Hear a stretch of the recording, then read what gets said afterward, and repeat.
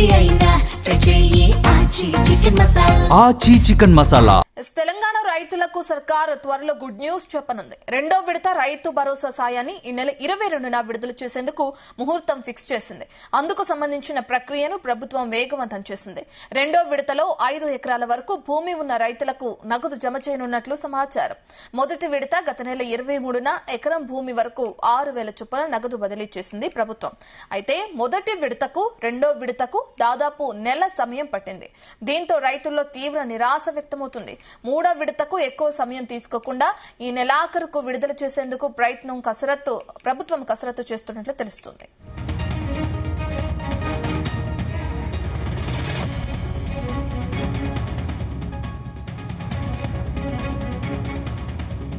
తెలంగాణ ప్రభుత్వం రెండో విడత రైతు భరోసా నిధులను విడుదల చేస్తున్నట్లు మనం చూస్తున్నాం. సంబంధించిన డీటెయిల్స్ అందించడానికి మా ప్రతినిధి యాకేష్ అందుబాటులో ఉన్నారు. రైట్ యాకేష్.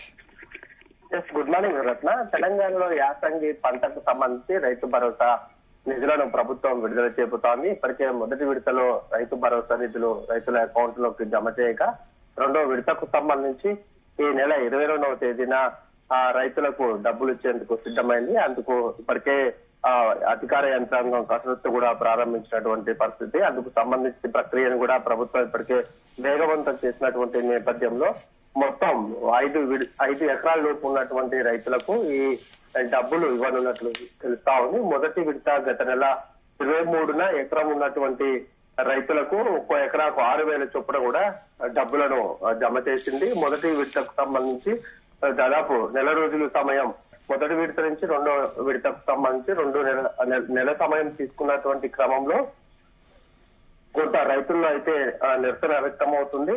ఒకేసారి రైతు భరోసా నిధులను జమ చేయాల్సి ఉన్నటువంటి ప్రభుత్వము కొన్ని కారణాల రీత్యా వాటిని చేయలేకపోతాని, దాంతో రైతులు కూడా ఇబ్బందులు పడుతున్నారు.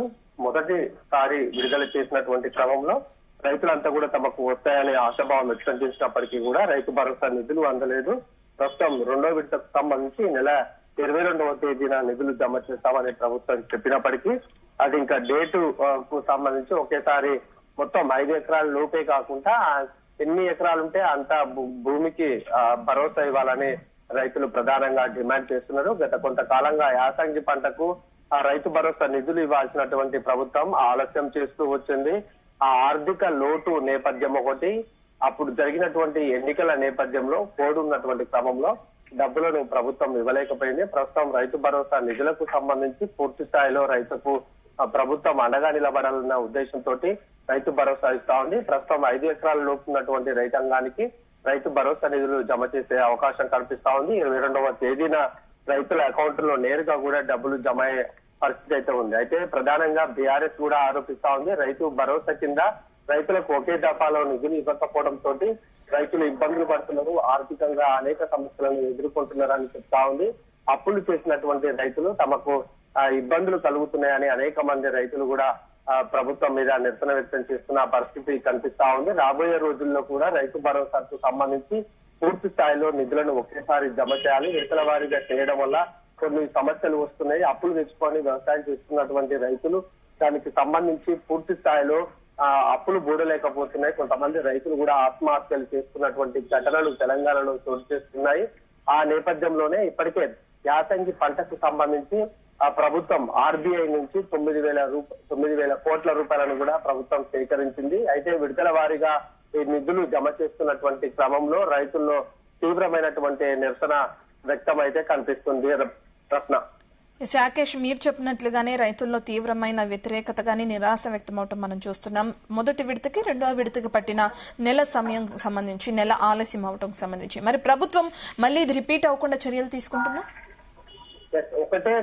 ఒకటే దఫాలో రైతులకు ఇవ్వాలని ప్రధాన డిమాండ్ వినిపిస్తున్నప్పటికీ కూడా ప్రభుత్వం ఎక్కడా పట్టించుకోవట్లేదు. ఎందుకంటే అటు ప్రభుత్వానికి మొదటి నుంచి ఆర్థిక లోటు ఉన్నది, పెద్ద ఎత్తున కూడా రాష్ట్రం అప్పుల పాలైపోయింది. అటు ఉద్యోగులకు రైతులకు పలు సంక్షేమ కార్యక్రమాలకు నిధులు ఇవ్వాలంటే ప్రభుత్వం ప్రతి నెల కూడా అప్పులు తెచ్చుకొని ఇవ్వాల్సినటువంటి పరిస్థితి వస్తుంది. అప్పులు తెచ్చిన అప్పులకు కూడా మళ్ళీ వడ్డీలు కట్టుకునేటువంటి సిచ్యువేషన్ లో ప్రస్తుతం ప్రభుత్వం ఉంది కనుక ఒకేసారి ప్రభుత్వానికి వెసులుబాటు లేకపోవడం కూడా కొంత ఇబ్బందులు ఎదుర్కొంటున్నటువంటి పరిస్థితి. అయితే రాబోయే కాలంలోనైనా యాసంగి పంటకు ఈ విధంగా అయినప్పటికీ కూడా రాబోయే రోజుల్లో మాత్రం అటు ఖరీఫ్ సీజన్ ఇంకా కొన్ని రోజుల్లో ప్రారంభం కానున్నటువంటి నేపథ్యంలో ఒకేసారి యాసంగి పంటకైనా నిధులు జమ చేయాలని ప్రధానంగా కోరుతున్నారు. ప్రభుత్వం ఒకటే చెప్తా ఉంది, రైతు సంక్షేమానికి పెద్దపీట వేస్తున్నాము, ఇప్పటికే రైతు భరోసా నిధులను విడతల వారీగా ఇస్తున్నాము, తర్వాతకి అటు బోనస్ వడ్లకు కింటాకు బోనస్ డబ్బులు చెల్లిస్తున్నాము, మరోపక్క పెద్ద ఎత్తున దేశంలో ఎక్కడ లేని విధంగా రైతు సంక్షేమానికి రైతు రుణమాఫీ కూడా చేశామని ప్రభుత్వం చెప్తా ఉంది. ఇట్లా ఆర్థిక లోటు అయితే ప్రభుత్వానికి ఉన్నది. ఆ క్రమంలోనే నిధులు సేకరించినప్పటికీ కూడా ఒకేసారి జమ చేయలేకపోతుంది. అటు ఇంతకు ముందు మనం చెప్పినట్టు ప్రభుత్వ సంక్షేమ పథకాలకు ప్రతి నెలకు పెన్షన్లు చెల్లించడము, ఉద్యోగులకు జీతాలు ఇవ్వడము, రిటైర్మెంట్ బెనిఫిట్స్ అక్కడక్కడ చెల్లిస్తున్నటువంటి క్రమంలో ఈ ఆర్థిక లోటు అనేది ప్రభుత్వానికి ఉన్నది. రైతులకు ఒకేసారి 9,000 కోట్లు ఆర్బీఐ నుంచి సేకరించినప్పటికీ కూడా వాళ్ళకు వేయలేకపోతున్నారు.